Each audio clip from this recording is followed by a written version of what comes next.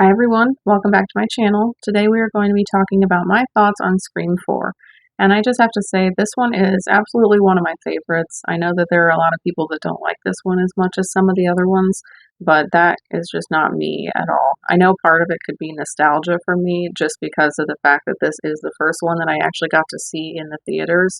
And being a fan of Scream for so long before that, finally getting to watch one of them in theaters was just such an awesome moment for me.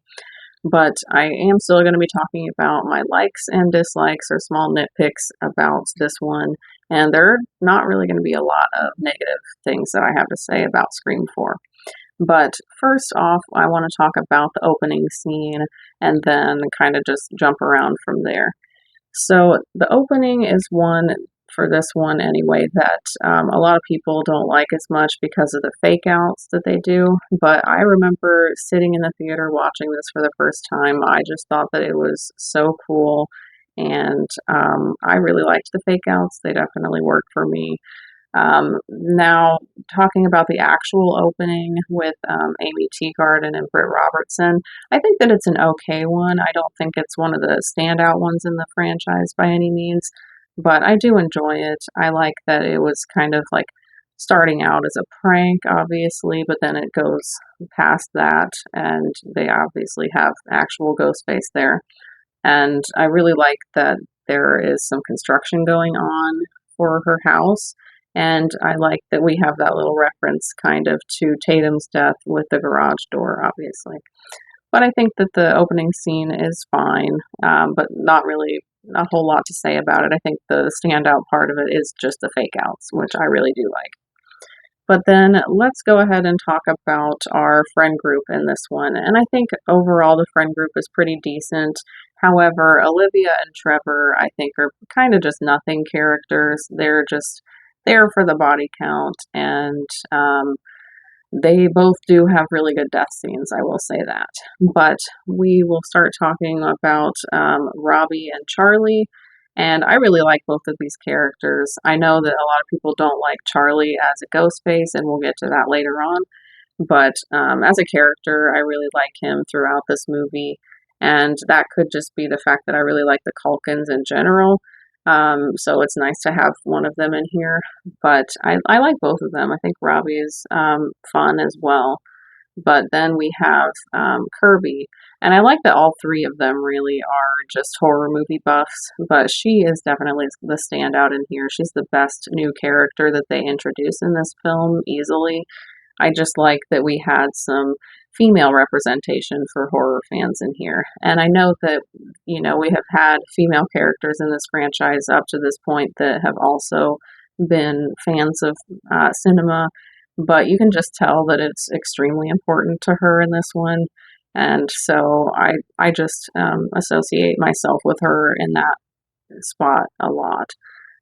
So it's nice to have her in this one. But then we also have Jill, who is our main character, and I like her in this quite a bit. Emma Roberts, I really like as an actress. I think that she does a really good job in this and most of the things that I've seen her in, so I liked having her be part of the cast. And we'll get to talk about her more later in this one. But now let's talk about some of the adult characters. We'll start with some of the ones that are less important. We have Rebecca, who would be the publicist for Sydney, and I like Alison Brie a lot, but I don't like this character at all. I think she's just more of a money grubber, and not really a lot to say about her either. But she does also have a really good death scene. I think it's just kind of creepy in that parking garage, so I like that aspect of it. But then we have some of our law enforcement. We've got Deputy Hicks. I think that she's an interesting character. I like Marley Shelton, so I liked having her in this movie. But they definitely make her very creepy. Specifically, the scene that she has with Sydney in the Roberts house, I think, is very creepy. And I'm sure that that's because of the fact that they tend to want there to be a lot of red herrings and stuff in these movies, so you kind of have to end up suspecting everyone at some point. And that's just the part that you kind of suspect her in. But other than that, she's kind of just more used for comedic effect and to amplify like any jealousy between like her and Gale. Uh, but I like Deputy Hicks for the most part. I think she's an alright character. And then we also have Haas and Perkins, and I love both Adam Brody and Anthony Anderson. I think that they do a really good job in this one. I think they're really funny. I like the scene that is leading up to both of their deaths. And I think that Anthony Anderson's death in it is maybe a little bit unbelievable, but it's kind of gross and awesome at the same time. And then we also have Kate Roberts, but honestly, she's not really given much of anything to do in this one at all, so she's kind of more of a nothing character, unfortunately. But then we can actually get into our legacy characters, and we will start with Dewey and Gale. I like getting to see that they actually did end up getting married at the end of Scream 3, and they have moved to Woodsboro and have been living there for a while. I really like that Dewey got promoted and he is now the sheriff of Woodsboro. That's awesome. I think that he is definitely a good law enforcement officer throughout the franchise. And then we have Gale, who is kind of in a rut with her career. They have not had any ghost face attacks since the events of Scream 3, and she definitely uses stuff like that for inspiration for her to write more books. So she has writer's block, and that's something that I've struggled with plenty throughout the times that I have tried to write as well. And it's just one of the worst things to have to go through, unfortunately. But I really like her journey throughout this film, trying to solve the murders, and it just kind of gives her a new, like, bit of life, I guess, when she's doing that. I will say one problem with Scream 4 would be the fact that her and Dewey don't really get to have that team up aspect that we're used to seeing in the franchise. And that is due to the fact that he is in a higher position at work and he just doesn't feel like it would be appropriate for him to be trying to solve those murders with a civilian, which I understand, but that is an important part of these movies, so that is kind of lacking here. But obviously, Gale is going to do her own thing no matter what, and she's going to try to figure everything out. And she usually ends up being a little bit ahead of the cops anyway, so I like what she does in here. And I really like the scene that she has with Rebecca, where Rebecca is kind of partially gushing over Gale and also being kind of condescending to her.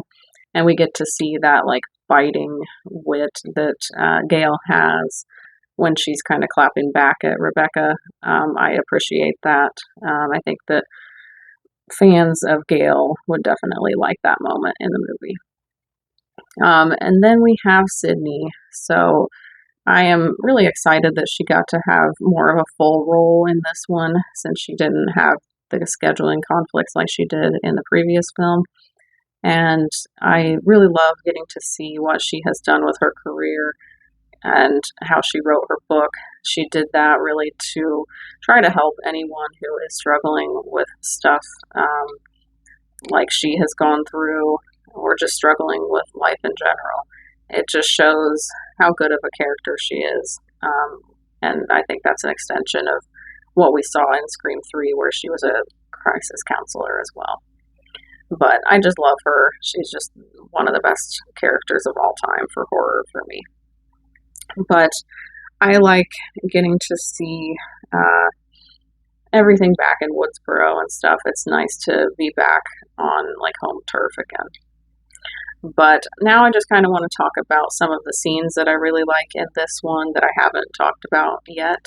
So first and foremost, I really like the Cinema Club scene. I think that that one is a lot of fun. That's definitely a club that I would have wanted to be a part of when I was in school.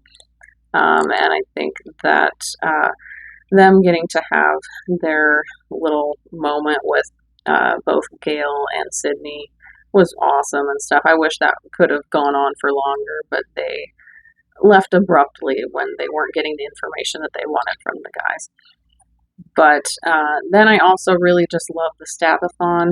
That is definitely a party that I would want to go to. Maybe not in the context of the film, but definitely just a big marathon of a horror franchise that I love. That would be awesome. And I also really like how Gail is trying to um, set up her cameras and then they all get flipped over there as well. I think that part is really well done in it. And I do want to touch on some of the death scenes as well, really quick. Olivia's, I think, is really good. And honestly, the scene leading up to it, where we have Kirby and Jill in Jill's room and they're watching Shaun of the Dead. And they are on the phone with the killer and they think that he is in Jill's closet when he is actually in Olivia's. That's just really well done, and it's definitely the goriest kill that we had really gotten to that point in the Scream franchise. And then I think there was obviously the Alison Brie kill that I thought was really good. I just think it's something about being in that parking garage is super creepy. It makes me think of P2 as well. Um, But the other one that is a standout for me as far as the deaths go would be Trevor's. I think that that one, I'm not a man, but that definitely makes me cringe too. Definitely shouldn't piss off Jill. But I think that the after party scene at Kirby's is really good. I have fun with that one. And I love seeing her house and her horror movie collection. When they are talking about some of the different movies on her shelf, they are ones that I have kind of sought out and tried to watch because of the movie. There are usually so many different horror movie references throughout this franchise, and I do usually make it a point to check some of the movies out that they are referencing because I feel like if they're putting those in there, they're probably good. And that's definitely the case. That's why I watched Suspiria. I also watched Peeping Tom because of this movie and its inclusion in the Kirby Ghostface call in this final act. And speaking of that, I just absolutely love that part of the movie. It is one of my favorite parts in the entire franchise. The question that she gets where she is listing off just a huge list of remakes. If I am actually watching the movie really closely and I'm not just, absently on my phone at the same time, I will get goosebumps in that scene like every single time. I think that it is just so awesome and I always have. So that one I really love. But obviously, it does lead up into her getting stabbed by Charlie. And, we think that she is dead at that point, which definitely was a gut punch for me because I loved her character so much. But I'm glad, obviously, that they brought her back for Scream 6. And I hope that they bring her back in another one at some point as well. But obviously, we get the reveal that Charlie is one of the ghost faces at this point. And as far as he goes as a ghost face, I don't have an issue with him at all. I know a lot of people probably don't like him as a ghost face due to the fact that he was more motivated just to help Jill. But if you think about it, it is very similar to the motivation of one of the most beloved killers in this franchise, Stu, because his real motivation was apparently peer pressure, but also I think just his devotion to Billy. So it is really very similar to that. And I know that he doesn't have quite that personality like Matthew Lillard as Stu in that one. But if you're going based off of the motivation alone, it is very similar to that. So I don't see why people have such an issue with it at the end of the day. But then we have the reveal of Jill as the other Ghostface, and I love this reveal. It is one of the best ones in the franchise, in my opinion. I think that Emma Roberts is very believable in it, and she never takes it over the top. It doesn't feel hammy because we do get some of the reveals that end up being that way, I think, at least a couple of them. But yeah, I think that she does a very good job in that. And even when she is like throwing herself around the house, trying to hurt herself. So it looks like she did get attacked as well. I don't think that's too over the top or anything. It is just purely awesome. I can't get over that. I think that it is just one of the best reveal scenes by far in the franchise. But here is the thing that is honestly the biggest issue with Scream 4. It's the fact that it didn't end there. So I'm pretty sure I had heard that maybe they did end it at that point, after she lays back down with Sydney and kind of mirrors her hand position. Um, I think I had heard that they had it that way for test screenings and it didn't go over well, so that's when they added the rest of it. If that's the case, that's kind of crappy because that would have been a really good ending. One problem with the Scream franchise, and it's even kind of referenced in Scream 5 by Amber, that, in the Stab films, they don't have a killer that keeps coming back like Michael or Jason or Freddy.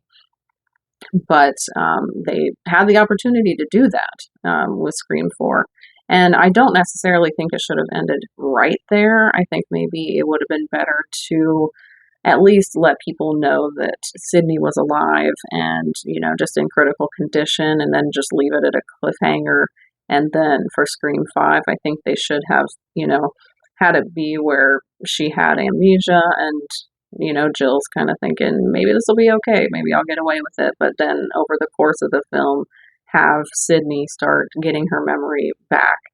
And then at some point, probably take Jill out then. But I think that would have amplified this one so much. It would have been a really strong ending. I do just have to say really quick about Jill's motivation, because I didn't say it before, but I think that it was really ahead of the times. We're living in a culture now where influencers are such a big part of life. So I think that having that desire to have fans over friends, it was just a new idea at that point, but I think that it kind of ages well now.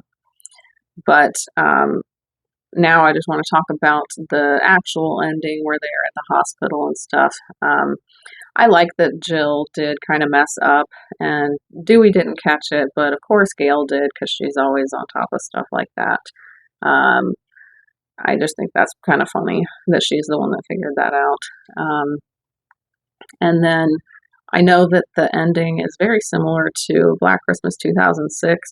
I didn't really realize that at the time when I watched this one because I watched Black Christmas 2006 once, like right around when it came out, and then not again for decades because I just didn't like it overly much. But now I like it quite a bit. But yeah, that didn't occur to me at the time. But I still do love the ending of this one. I love the defibrillators and just Gail saying clear as her final word. I think that's really awesome. We also get one of the best lines in the franchise from Sydney about what not to do with the original. And then I also just like the very end of the film where Sydney has executed Jill, essentially, and then we just see the reporters talking about Jill and how she's a hero right out of the movies. And then it just pans onto her dead and it starts playing Bad Karma. I just think it's so good. I have so much love for Scream 4. So this one just really works for me on most every level. And I do have one other thing. I wasn't sure where to even talk about it in here, but another common complaint that I see about Scream 4 was just like the weird kind of filter that they use for it. So it just looks very strange. Totally not something that ever would have occurred to me until I heard other people on YouTube point it out maybe a few years ago when I started like really heavily watching people's horror content and stuff.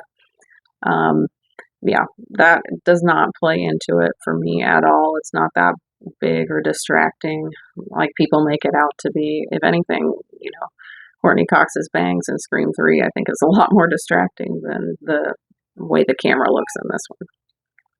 But I want to know your thoughts on Scream 4 down in the comments. Is this one of the movies that you really like in the franchise, or one that you don't like as much? Or are you like me and you think that it is one of the best? Let me know all of that down below, and leave a like on it if you enjoyed this video, and consider subscribing if you haven't yet for more horror content. I do post 2 new videos each week. You can follow me on Instagram for updates on my channel as well as additional horror content. You can also follow me on Letterboxd to see what I have been watching lately and my brief thoughts on any of those films. If you want either of those, they are linked in my channel description for easy access for you guys. I want to say thank you to everyone who has been supporting my channel so far. It doesn't go unnoticed. My name is Devin. This is Carpenter Hill. Thanks for watching.